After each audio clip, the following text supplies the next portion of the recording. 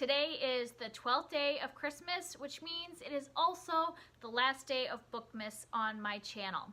I hope you've enjoyed seeing some of the books that I have read this year, some of my favorites, my least favorites, so on and so forth. If you would like to see ones that you have missed, I have a playlist on my channel of all the videos in the 12 days of Bookmas.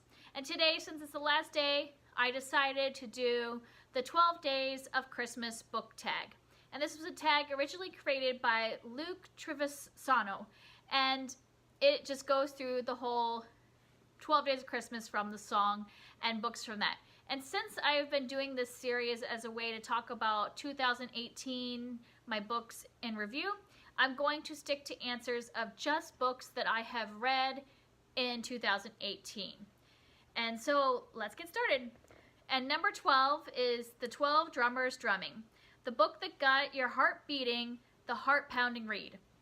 And for that one, I'm going to pick I'm Thinking of Ending Things by Ian Reid. And this is a psychological thriller, and I don't really want to give you any description about this book because it's very short, and it's one of those that just like is very strange, so it's hard to describe it at all. But it just like, even though not a lot of like real huge things happen in this book, there's not like jump scares or anything like that, but just creepy things are going on or being described, and it had my like heart racing trying to figure out what was happening and what was going on throughout the whole book. I ended up reading, I think, in like one day, and most of it in one sitting, because I just had to know what happened so that I could like set the book down without having like bad thoughts. So, and it really stuck with me for several days after that vividly, and not like in a horror way necessarily, but just in like a, you know, that creepy feeling. So I would definitely say that was my heart-pounding read for the year. And then number 11 is 11 Pipers Pipping, the book you read because you followed the crowd. And so for this one, I was trying to think of, because I read several books that were probably popular and that were recommended a lot on BookTube, but I wanted to think of the book that I probably wouldn't have read if it wasn't for the hype on BookTube, because, you know, it might not have fit in my genre or whatever. And so I picked Ready Player One by Ernest Cline. Since this is a kind of like sci-fi book about, it's a lot about video games, and that, when I first started hearing about this book, it didn't really appeal to me. Like, I don't think if I just picked this up in a bookstore and read the description that I would have bought it. But because people talked about it over and over again and how they liked it and how it was really fun, I picked it up and I ended up really enjoying it. So I'm glad that I ended up following the crowd on that one. And then the next one is 10 Lords Leaping. And this is the best action or fight scene that you've read. So this year, I don't read like necessarily a ton of books that would have fight scenes, so I didn't have that many to choose from. But the one that like really like got me invested in the action scene was one I read just recently, and that was Vengeville by V.E. Schwab. And even though overall this was not like one of my favorite books this year, the whole last 100 pages really had me hooked, and like the action and then the big fight scene really like gripped me. So I think it was the most interesting of the action scenes that I did read. And the next one, 9 Ladies Dancing, is your favorite LGBT characters. And I'm going to say my favorite couple and then my favorite like character. And my favorite couple is Simon and Blue from Simon versus the Homo Sapien Agenda by Becky Albertalli. And I just thought that their relationship was really cute, how they, you know, met online and kind of developed their relationship just through emails, and then like finally getting to meet. It was really cute. And then the just individual that I really liked was Calixte. I don't know if that's how you say her name, but because I've never heard it said since I read it. And she is from Strange the Dreamer. She's not one of the main characters. She's a side character, and she is in a relationship, but we don't get to know a lot about her partner. So really it's her that I like. She's my favorite character, and she's just kind of rebellious and funny. She gives a little comedy relief, but then is also a strong personality too. In any scene that she's in, I was really drawn in. Number 8 is 8 Maids Milking, a book or series you read that milked a trend. So that would be like one that like really followed a big like trend that's happening in stories and like really milked it for all it's worth. And for me, I picked Behind Her Eyes by Sarah Pinborough. And this is a thriller, and it has a bunch of twists, and it's a domestic thriller, so there is some like parts about like kind of twisted relationships and people. But the trend that I think it really milked was the like big shock ending reveal. And obviously I'm not going to tell you what that was, but like it's really known for having this big shocking reveal. And that's like a trend that's been happening a lot in thrillers lately. The one that like you don't see coming, the big shock ending. And number 7 is Swans Swimming, the ugly duckling book that you didn't want to read or started bad, but turned into a beautiful swan or fantastic read. And for this one, I'm picking Vicious by V.E. Schwab. And the reason I'm picking this is that I never intended to read this book. I had read a couple books by V.E. Schwab or Victoria Schwab, and I didn't love the other two. I think I had read 2 books already by her, and I didn't really love them, so I was going to just not read her books anymore.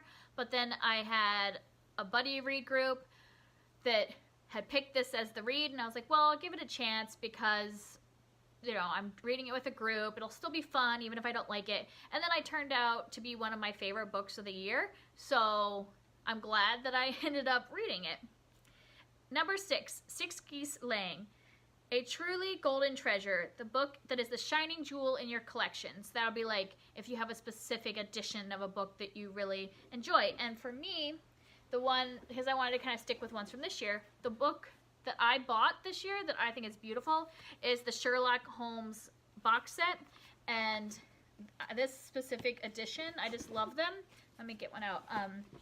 They're just, all of the covers are kind of this like fabric-y covers, and I love that they're like small. They're like smaller than like your traditional like hardback, so they kind of just easily fit in your hand and in your bag. And then they're shiny gold, pretty, and I just love when I was reading them, I was just enjoying the feel of this particular book and the way they look on my shelf too. So they're my shining jewel. Number 5, 5 Golden Rings. A book you've read more than 5 times, or a book series you've read that has 5 books in it. Well, none of the books that I read in 2018 were books that I have read at least 5 times, but I'm going to cheat with this a little bit. I read a series, I read most of the series at the end of 2017 and then finished off the series in 2018, and it kind of has 5 books, but it kind of has more. And that is The Lunar Chronicles by Marissa Meyer. And the reason I'm saying it has 5 books is that it has like 4 main novels, and then it has a novella, and I'm counting those as the 5 books. But there's also like a book that's a collection of short stories, so it is technically a book because they're all together, but they're short stories. And then it has like some graphic novels, but I'm just gonna count it because I have nothing else this year that has 5 in the series, or that I've read 5 times. And I really enjoyed The Lunar Chronicles. Number 4 is 4 Calling Birds, the hottest and most attractive characters in a book. And I'm not one that usually like gets crushes on people in books. Like I think the characters are like cute in the fact that the way they interact with each other, but I don't necessarily like find myself attracted to people in books. But if I had to pick one, I would say that I would pick Stephen from I Capture the Castle by Dodie Smith. And the reason is, like, just the way he's described, he just seems like he would be attractive in real life. He's just like the farmhand that, you know, is obviously really strong from doing manual labor his whole life. He's super sweet to the main character and just like really loyal to the family that he works for, and just like all the qualities in the book just make him seem like an attractive person. And I also can put in my head who plays him in the movie version, and he's a really attractive guy. So that's what I'm gonna pick. Number 3 is 3 French Hens, the most expensive books / you own. And normally like this would probably be a box set, and I don't think I bought any full price box sets, because even like the Sherlock books that I bought this year, I got these on sale at half price books, so that this whole thing was only like $25. So I don't really buy expensive books. I can't really say. I didn't buy really anything much at full price this year. I mean, I guess the only one I don't have it with me because a lot of my books are packed away, would be Little Fires Everywhere by Celeste Ng. And the only reason I say that is because it's one of the only books I bought at full retail price this year. And it was a hardback because I don't normally buy hardbacks. So we'll just go with that one.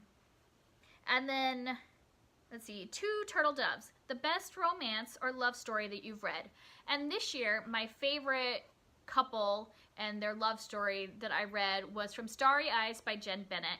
And this is a YA contemporary romance, and like the main like romantic trope is the kind of like two people that don't really like each other stuck like stranded together, kind of like the stranded island type of situation, and just seeing their interactions like kind of hate to love too. I just thought it was a really cute relationship and romance, and I enjoyed that book very much. And then the last one, The Partridge in a Pear Tree, your favorite, most awesome, badass female character. And for this one, I have actually talked about this character quite often. I think I just mentioned her a couple days ago, and that is Yelena from Poison Study in the study series by Maria V. Schneider. I think she is one of my favorite female characters of all time. She's just really complex female character. You know, she has a history of abuse in her life, and she doesn't let that like change who she is now. I mean, obviously it affects her personality because it is a part of her. She can push past some of that post-traumatic stress and stay in a situation, and she makes smart choices. She relies on her allies, which I think is a great thing that a lot of female characters that are seen as strong don't listen to their allies, and I just think that she is great in that. And and there is like romance in her book, but it is not like the top priority. Her priority is her like character growth, and so I just think she's the badass female character that I read this year. And that's the end of Bookmas for me, and I hope you enjoyed your reading in 2018. Bye!